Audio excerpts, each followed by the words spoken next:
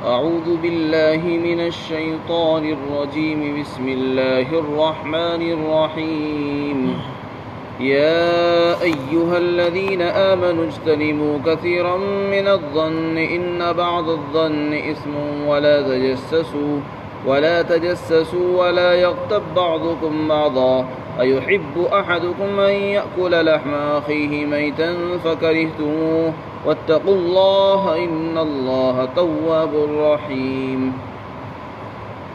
اے ایمان والو، بہت سے گمان سے بچو، یقیناً بعض گمان گناہ ہوتے ہیں، اور ایک دوسرے کی ٹوہ میں مت لگو، یعنی کسی کے عیب کی تلاش میں اس کے سراغ میں مت لگو، اور ایک دوسرے کی غیبت مت کرو، اور کوئی کسی کی غیبت نہ کرے۔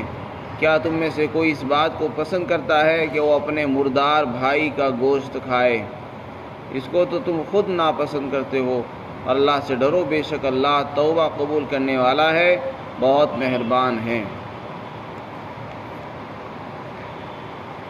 اس آیت کریمہ میں بھی معاشرے کے فساد اور بگاڑ کو ختم کرنے کے لیے اللہ تعالیٰ نے کچھ احکامات ارشاد فرمائے ہیں۔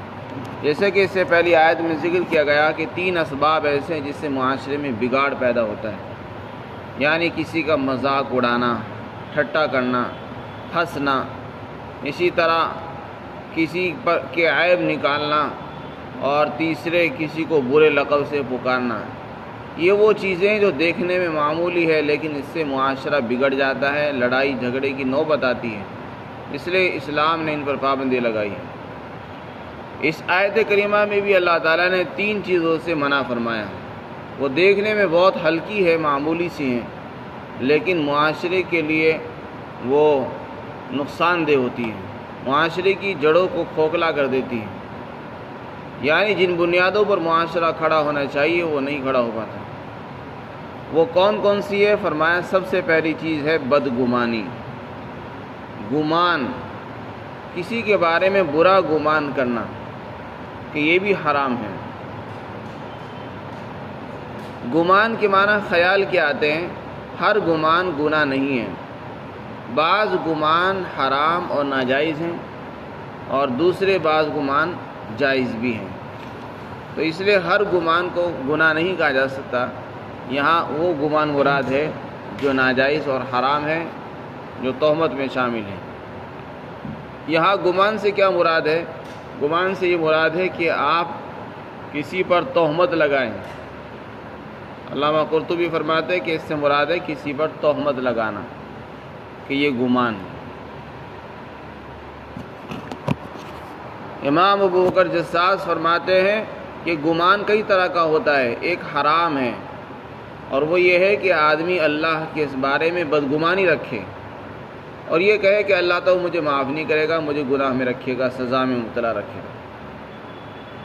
تو اللہ سے نا امید ہو جانا، مایوس ہو جانا، اس کی رحمت سے مایوس ہونا، اور اس کے بارے میں یہ بدگمانی کرنا کہ وہ تو مجھے معاف ہی نہیں کرے گا، وہ تو ہمیشہ مجھے عذاب کے اندر مبتلا رکھے گا، تو یہ بدگمانی ہے جو ناجائز ہے۔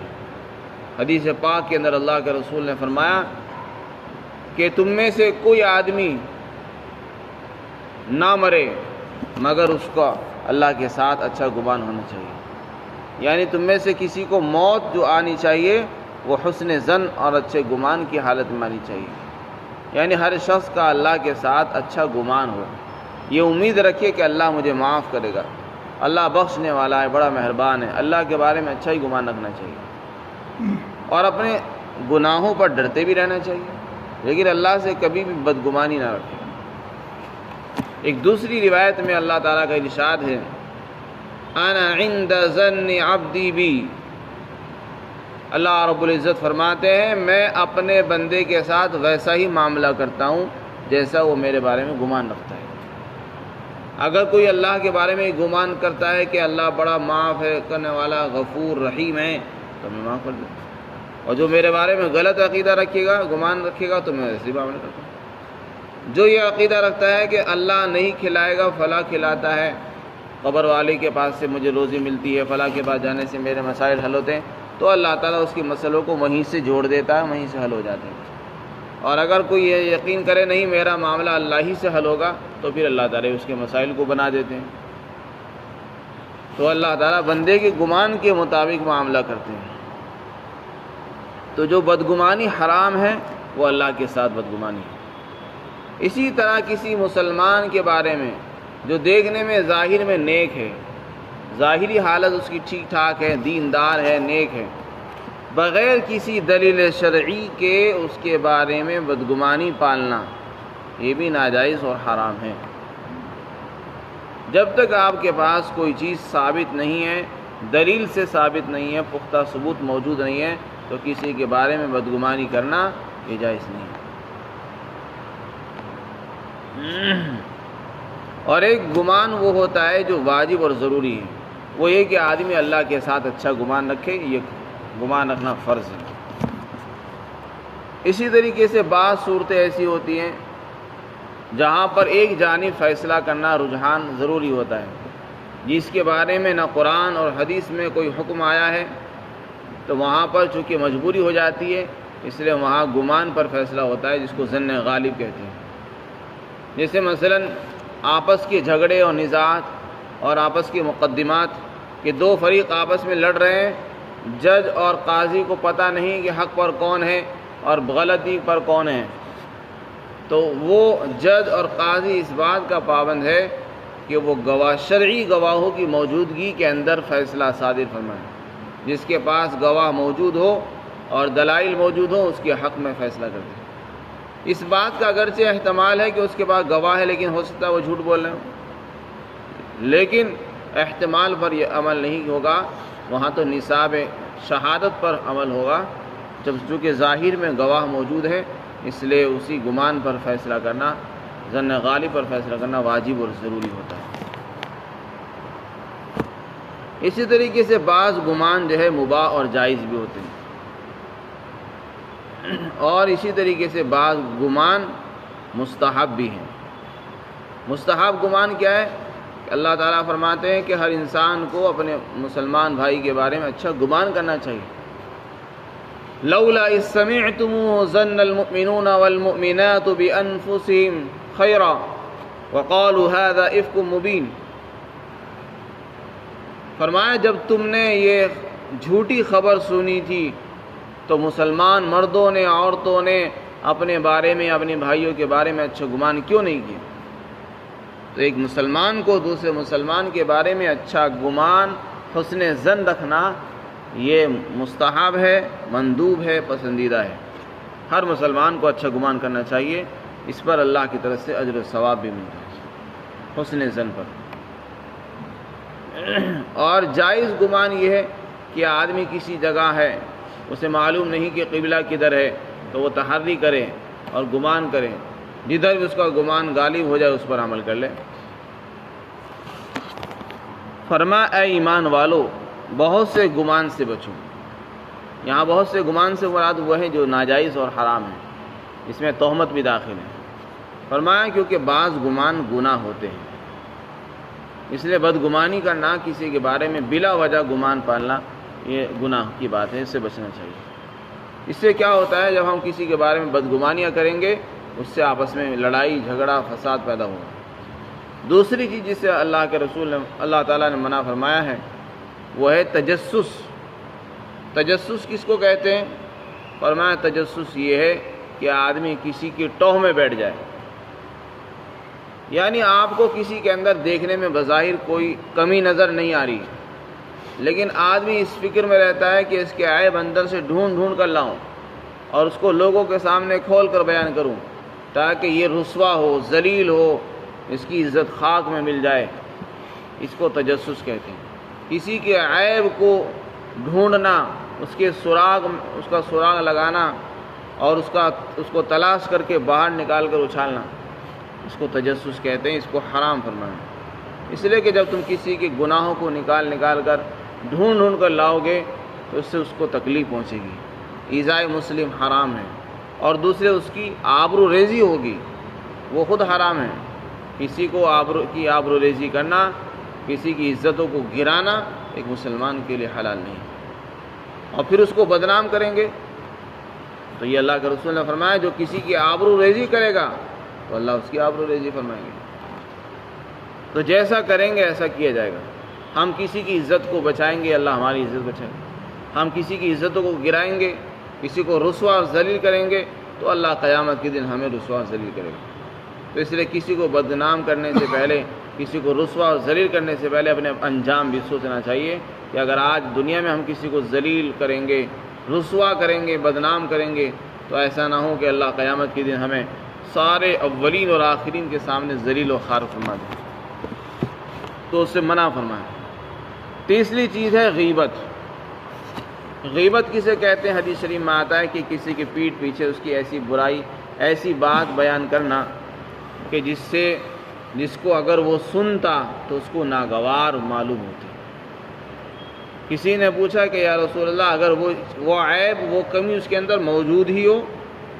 آپ نے فرمایا اگر موجود ہو تبھی تو غیبت ہے، کہ کسی میں کوئی کمی ہے، عیب ہے اور آپ اس کو پیٹھ پیچھے بیان کر رہے ہیں تو یہ غیبت ہے۔ اور اگر وہ موجود ہی نہیں ہے اور بغیر موجودگی کے آپ کسی کے بارے میں بدگمانیاں کر رہے ہیں، غیبتیں کر رہے ہیں، تو پھر تو یہ بہتان ہے، یہ اور بڑا گناہ ہے۔ تو غیبت سے بھی اللہ تعالیٰ نے منع فرمایا ہے۔ غیبت بھی بہت بڑا گناہ، فرمایا الغیبت اشد من الزنا، غیبت زنا کاری سے بھی بڑا ہے اور سخت ہے۔ وہ کیسے؟ صحابہ نے پوچھا یا رسول اللہ یہ کیسے؟ زنا سے بڑا گناہ کیوں ہے غیبت؟ فرمایا کہ زنا سے انسان توبہ کر لیتا ہے تو معاف ہو جاتا ہے۔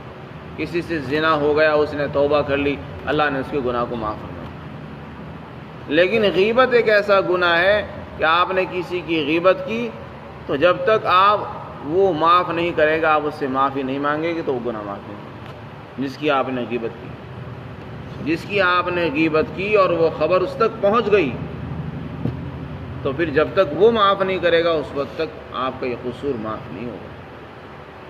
یہ اتنا بڑا گناہ ہے، اور اگر وہ اس تک نہیں پہنچی تو پھر اس سے معافی مانگنا ضروری نہیں۔ فرمایا غیبت نہ کرو، ایک دوسرے کی غیبت مت کرو۔ کیا تم میں سے کوئی اس بات کو پسند کرتا ہے کہ وہ اپنے مردار بھائی کا گوشت کھائے؟ پھر یہاں مثال بھی بیان کی، کسی مسلمان کی آبرو ریزی کرنا اس کے سامنے، یہ تو گناہ ہے جیسا کہ اس سے پہلے اس کا ذکر آ چکا ہے کہ کسی کا عیب بیان کرنا، آبرو ریزی کرنا یہ بھی حرام ہے۔ جیسے کہ پیچھے فرمایا وَلَا تَلْمِزُوا أَنفُسَكُمْ، ایک دوسرے کا عیب مت نکالو۔ یہ ایسا ہی ہے جیسے کہ کسی زندہ انسان کو کھا جانا، کسی کی اس کے سامنے اس کے عیب نکالنا ایسا ہی ہے جیسے کہ زندہ انسان کا گوشت کھانا۔ اور کسی کی پیٹھ پیچھے برائی کرنا وہ ایسا ہے جیسے کہ کسی مردار آدمی کا گوشت کھانا۔ جیسے مردے کو پتہ نہیں چلتا کہ میرے ساتھ کیا ہو رہا ہے، اسی طریقے سے جس کی غیبت کی جاتی ہے اسے پتہ نہیں چلتا کہ میرے ساتھ کیا معاملہ ہو رہا ہے، تو اس کو اس کے ساتھ تشبیہ دی ہے۔ اور دیکھو مردہ گوشت کوئی بھی کھانا پسند نہیں کرتا، مردار کا گوشت کھانا کسی کو پسند نہیں ہے، بہت انتہائی متنفر اور بری چیز سمجھی جاتی ہے۔ فرمایا تم بھی اس کو ناپسند کرتے ہو، تو جب کسی مردہ کے گوشت کو کھانے کو پسند نہیں کرتے تو اپنے بھائی کی برائی کرنا کیوں پسند کرتے ہو؟ اس سے بھی بچنا چاہیے۔ وہ ایسا ہی ہے جیسے کہ مردار کا گوشت کھا لیا۔ حضرات علماء نے غیبت سے متعلق بیان فرمایا کہ غیبت میں بعض صورتیں ایسی ہیں جو جائز بھی ہیں، ہر غیبت گناہ نہیں ہے۔ غیبت میں وہ گناہ ہے کہ آپ کسی کی برائی کریں اور اس میں وہ چیز موجود بھی ہو اور اگر وہ سنے تو اس کو برا لگے۔ بہت سی صورتیں ایسی ہیں جس میں غیبت کی اجازت ملی ہے، اور وہ یہ ہے کہ آپ کسی کی غیبت کریں ایسے آدمی سے کہ جس کو بیان کرنے سے اس کی اصلاح ہو سکتی ہو۔ جیسے مثلا کسی آدمی کے اندر کوئی برائی ہے اور آپ نے وہ برائی کسی بادشاہ سے، حاکم سے جا کر بیان کی، کسی اس کے ذمہ دار سے، بڑے سرپرست سے بیان کی، جس کے اندر اتنی طاقت ہے کہ وہ اپنے طاقت کے بلبوتے پر اس کی اصلاح کر سکتا ہے، اس برائی کو دور کر سکتا ہے، تو پھر اس سے بیان کرنا جائز ہے، اصلاح کی غرض سے، اس کو حقارت اور ذلیل کرنے کی مقصد سے نہیں بلکہ اس کی اصلاح کے لیے، تو یہ جائز ہے۔ یہ ایسا ہی ہے جیسا کہ کسی اولاد کی کسی کی اولاد کی شکایت اور اس کی غیبت یا اس کے عیب کو اس کے والد سے ذکر کرنا، یا کسی کی عورت کے عیب کو اس کے شوہر سے بیان کرنا، اس غرض سے کہ تاکہ شوہر سنے اور وہ اپنی بیوی کی اصلاح کرے۔ باپ اپنے بیٹے کے عیب کو سنے گا تو وہ اس کو دور کرنے کی کوشش کرے گا۔ تو اگر اصلاح کی غرض سے ایسے آدمی سے غیبت کی جائے اور شکایت کی جائے جو اس کو دور بھی کر سکتا ہو تو اس کی اجازت ہے۔ ہر ایرے گہرے سے برائی بیان کرنے سے، چونکہ ہر انسان میں طاقت بھی نہیں ہوتی دور کرنے کی، اس لیے وہ گناہ میں داخل ہو جائے گی۔ یہاں غیبت سے مراد وہ گناہ ہے، وہ غیبت ہے جو ہر ایرے گہرے کے پاس ہوتی ہے، جو دور بھی نہیں کر سکتا، بس وہ سنے گا اور چلا جائے گا۔ حضرت میمون رحمۃ اللہ علیہ کے متعلق آتا ہے، وہ فرماتے ہیں کہ انہوں نے خواب دیکھا کہ خواب کے اندر کوئی آدمی کہہ رہا ہے ایک زنگی ہے، زنگی کے غلام کے متعلق کہہ رہا ہے جو مر چکا ہے کہ اس کا گوشت کھا۔ انہوں نے کہا کہ میں اس کا گوشت کیوں کھاؤں؟ کہ نہیں، اس کا گوشت کھاؤ۔ اس نے کہا کیونکہ تم نے ابھی غیبت کی ہے اور زنگی کے غلام کا گوشت کھایا ہے۔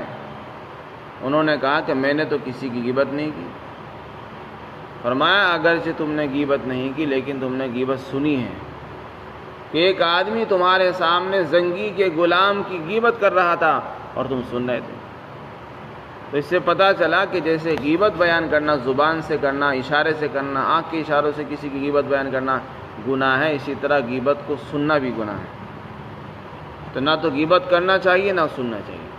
چنانچہ اس کے بعد سے پھر ان کا معمول یہ بن گیا تھا کہ جب بھی کوئی آدمی ان کے پاس آتا نہ تو غیبت سنتے تھے اور نہ ہی کسی کو کرنے دیتے تھے، نہ خود کرتے اور نہ کسی کو کرنے دیتے۔ تو اگر آپ غیبت سن رہے ہیں تو ایسے لوگوں کے لیے سننا جائز ہے جو اس کو دور بھی کر سکتے ہیں، اور ایسے لوگوں کو سنانا جائز ہے جو دور کرنے کی طاقت بھی رکھتے ہیں۔ ایسے لوگوں کو سنانا جن کے اندر کوئی دم نہیں ہے، نہ بولنے کی طاقت ہے، نہ وہ اس کو دور کر سکتے ہیں، یہ گناہ ہے۔ جیسے کہ اولاد کی شکایت باپ سے کرنا، بیوی کی شکایت شوہر سے کرنا، یا غلام کی شکایت آقا سے کرنا، یا مملوک کی شکایت مولا سے کرنا، یا بادشاہ سے، حاکم سے، کسی بڑے افسر سے کسی کی شکایت اس غرض سے کی جائے تاکہ وہ اس کی بیماری کو اور اس کے عیب کو دور کر سکے، تو اس کے لیے سننا بھی جائز اور کرنا بھی جائز۔ کیا تم میں سے کوئی آدمی اس کو پسند کرتا ہے کہ وہ اپنے بھائی کے مردار بھائی کے گوشت کو کھائے؟ اور تم تو خود اس کو ناپسند کرتے ہو۔ اللہ سے ڈرو، بے شک اللہ توبہ قبول کرنے والا ہے اور بڑا رحیم ہے۔ اس میں فرما دیا کہ اگر تم سے گناہ ہوا ہے تو توبہ کر لو، اللہ توبہ قبول کرنے والا ہے اور بڑا مہربان بھی ہے۔ ان تمام چیزوں سے بچنا چاہیے۔ تو غیبت کی جن صورتوں کی اجازت دی ہے وہ یہی ہے۔ ایک صورت یہ بھی ہے کہ کسی آدمی کے متعلق معلوم ہے کہ اس کے اندر کوئی عیب ہے اور دوسرا آدمی اس کی صحبت میں مبتلا ہے، اس کے ساتھ بیٹھنا اٹھنا اس کا رہتا ہے۔ آپ کو خطرہ یہ ہے کہ اگر یہ غفلت میں لا علمی میں اس کی صحبت اختیار کرے گا، ہو سکتا ہے کہ یہ اس کے اندر بھی وہی برائی آ جائے۔ جیسے کوئی آدمی شراب پیتا ہے، جوا کھیلتا ہے، اور آپ کا کوئی بچہ یا آپ کا کوئی ساتھی یا کوئی اور دوسرا مسلمان اس کے ساتھ لگ رہا ہے، اور آپ کو خطرہ یہ ہے کہ اس کے ساتھ لگنے کی وجہ سے بری صحبت اختیار کرے گا، تو پھر اس سے بیان کرنا اس غرض سے تاکہ وہ ہوشیار ہو جائے، سنبھل جائے، بیان کرنا ضرور صحیح ہے۔ اللہ تعالی ہم سب کو عمل کی توفیق نصیب فرمائے۔